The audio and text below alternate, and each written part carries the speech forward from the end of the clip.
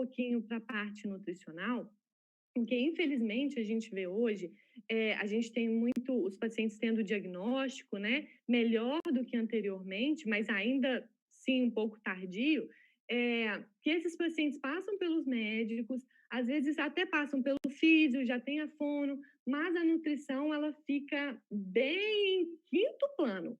E aí, muitas vezes, o paciente ele vai nos procurar em um momento que a gente não consegue recuperar tanta coisa. E isso, infelizmente, é muito triste, porque a gente escuta hoje em dia de pacientes a seguinte fala: ah, o meu médico ainda não falou que ainda não está na hora da nutrição. Mas olha o que a gente vê, que a partir do momento que tem o diagnóstico da doença neuromuscular, a gente já precisa também entrar com um profissional nutricionista, né? Então, ter avaliação nutricional é importantíssimo, assim que nós temos o diagnóstico, e monitorar esse paciente também é essencial. Então, fazer só uma avaliação também não adianta muita coisa. A gente tem uma avaliação para ter um diagnóstico daquele paciente, mas subsequente eu preciso monitorar para entender para que lado que eu vou. Se a minha terapêutica está correta, porque uma coisa que a Maíra falou é que o paciente tem fases. Então, a gente precisa andar junto com o paciente. Então, o paciente foi para um lado, a minha conduta tem que ir junto. Ah, aconteceu outra coisa, a minha conduta também tem que ir para outro lado, né? E já é bem relatado que a gente precisa ter um acompanhamento bem periódico nesses pacientes. Então, paciente com ela, por exemplo, a cada 3 meses, com AME de 3 a 6 meses, se for criança, adulto e adolescente pode ser anual. Mas, apesar da gente ter essas referências em literatura, isso não vai determinar o meu acompanhamento com o paciente. O que vai determinar o meu monitoramento, na verdade, vai ser o paciente que vai me falar. Então, se ele precisar de uma atenção maior, talvez eu tenha que acompanhar a cada mês. Se ele precisar de uma atenção menor, talvez 3 meses vá suprir tranquilamente. Então, essa avaliação nutricional, esse monitoramento, são aspectos críticos, né, do manejo a longo prazo para esse paciente com doença neuromuscular.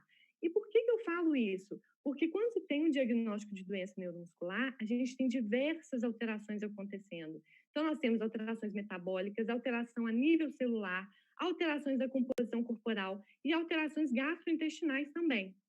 E aí, se a gente for a fundo de cada uma, o que eu chamo de alteração metabólica? Eu citei algumas, existem outras, claro, mas citei algumas mais presentes. Então, muitos pacientes podem ter um hipermetabolismo, podem ter hipoglicemia ou hiperglicemia, alguns podem ter a presença de síndrome metabólica junto, alteração do estoque de glicogênio, porque a gente sempre tem que lembrar que eles perdem muita massa muscular. Então, esse estoque de glicogênio pode ficar prejudicado, o que pode levar, principalmente alguns pacientes com AME, a ter hipoglicemia e a gente ter que startar para a nutrição mais certa desses pacientes, com um período mais correto, mais rígido.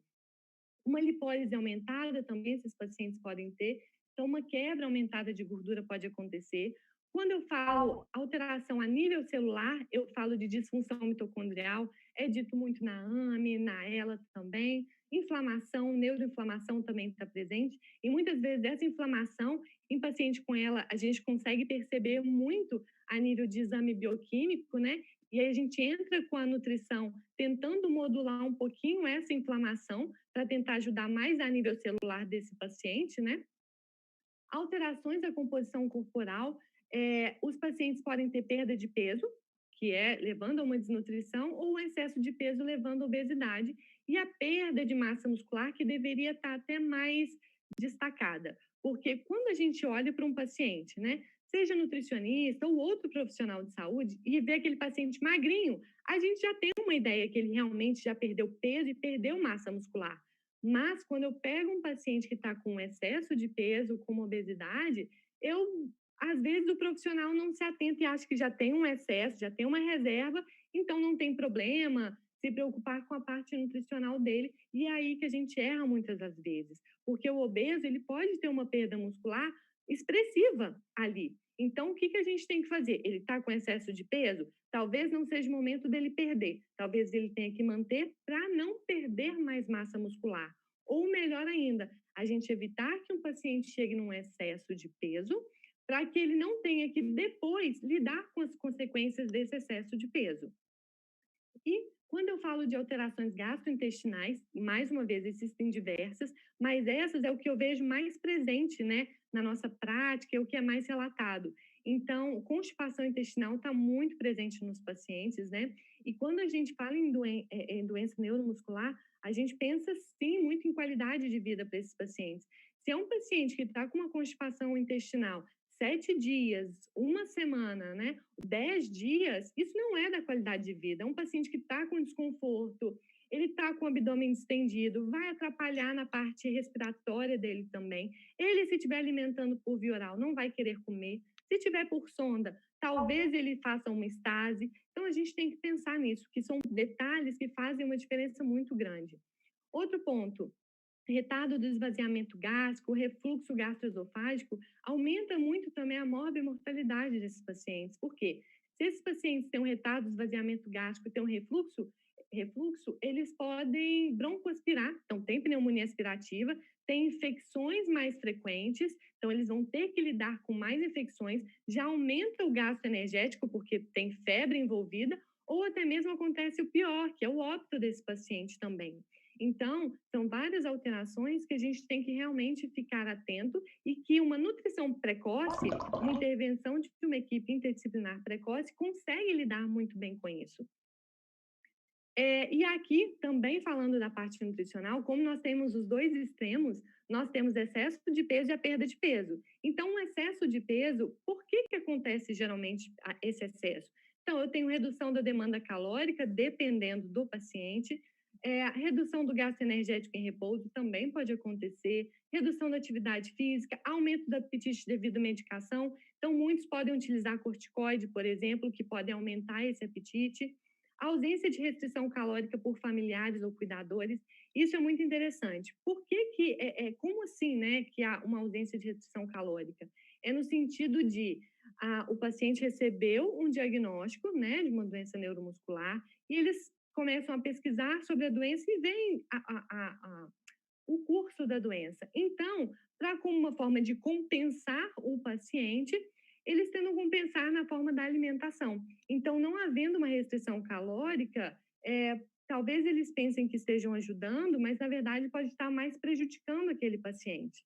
E a gente tem também o outro extremo, que é a perda de peso, que ela pode ser ocasionada pela redução da força muscular, disfagia, problemas gastrointestinais, refeições prolongadas, dependência para se alimentar, aumento da demanda nutricional devido ao esforço respiratório. Então, a gente tem, na verdade, situações que são opostas, né? E aí, aqui a gente já consegue ver a atuação da equipe interdisciplinar. Então, a gente tem a disfagia fono, nós temos a questão do esforço respiratório, nós temos a fisioterapia, a dependência para se alimentar, que é algo que pode afetar muito o psicológico do paciente. Então, um paciente que era totalmente independente anteriormente e se tornou mais dependente agora, isso afeta realmente a condição psicológica dele. Então, a gente precisaria da psicologia. Então, refeições prolongadas, problemas gastrointestinais, a nutrição junto com a fonoaudiologia. Então, refeições prolongadas, aquele paciente pode ter um gasto energético maior. Como que a gente pode fazer para condensar isso, né? Para deixar mais calórica e um volume um pouco menor? Então, o que eu quero dizer com isso é que a nutrição é um dos pilares do tratamento. A gente conta com a ajuda sempre de outros profissionais, até porque a gente vai ver o tanto de coisas que nós temos que olhar, temos que dar atenção para esses pacientes, que um profissional único não consegue fazer. Então, essa terapia nutricional, ela tem que ter intervenção individualizada, lembrando que essa intervenção individualizada, ela tem que acompanhar a fase do paciente, né? E não é receita de bolo, nunca foi e não vai ser.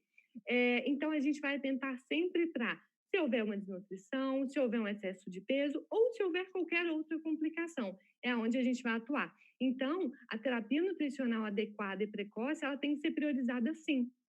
Só que a gente tem que atentar para um detalhe que está nessa frase: adequada e precoce. Nada adianta eu ter uma terapia nutricional adequada, tardia, né? A gente vai tentar fazer o máximo pelo aquele paciente, mas talvez se tivesse sido abordado anteriormente, teríamos efeitos muito melhores.